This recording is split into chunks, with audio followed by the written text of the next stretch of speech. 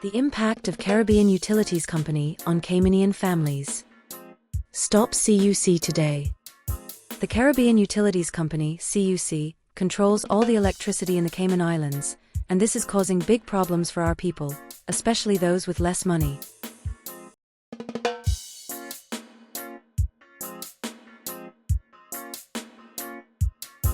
High electricity costs. CUC charges very high prices because they have no competition. Our electricity bills are higher than in other Caribbean countries. For many Caymanian families, a big part of their income goes to paying these high bills, leaving less money for food, healthcare, and school supplies. Cut it, cut it, cut it, cut it. Them bricks is way too high, you need to cut it. Economic strain on families. With the recent 3.2% hike, these high bills make life hard. Some families have to choose between paying for electricity or other important things. This financial pressure can lead to debt and makes it difficult for families to save money for the future.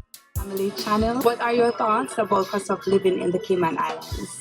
Personally, I feel the cost of living here is very high, especially for the wages that are being paid. I feel like a lot of people are making minimum wage, and minimum wage is like $5 Or $6. And realistically, what can you really buy with that?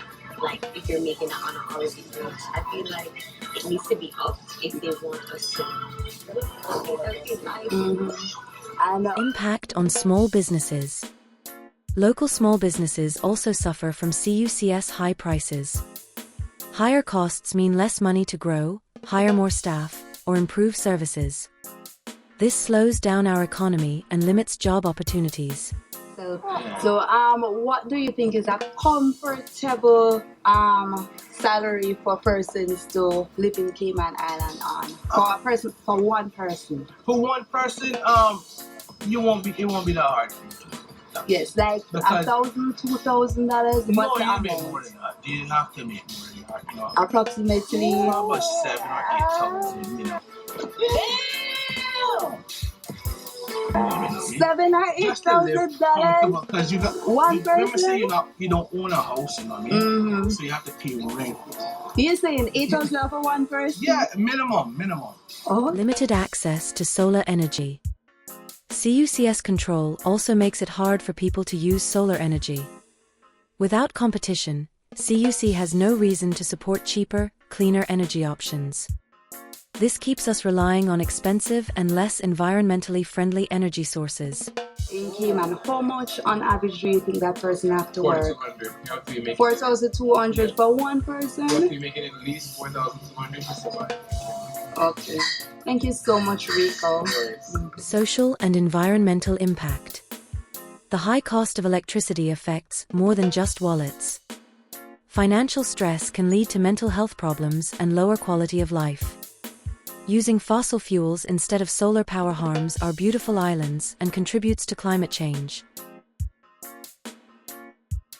Your voice matters. Here are some voices. It's on the high side for sure. Because like I live in a 2-bedroom apartment and I pay 1,800 CR. 1,800 CI for yourself? Yeah. Does that include the utilities? No. Islander number 1. Hi, I'm Caymanian, and my parents cannot afford to pay the light bill. Light bill has increased to 3.5%. We the people need help. I am a child going to school still, and I'm at home and cannot even burn the air conditioning because my father cannot afford to pay the light bill and rent. Islander number 2.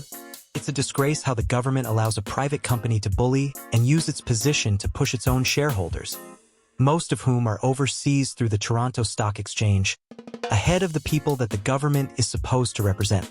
This is not a new thing, and it's only getting worse.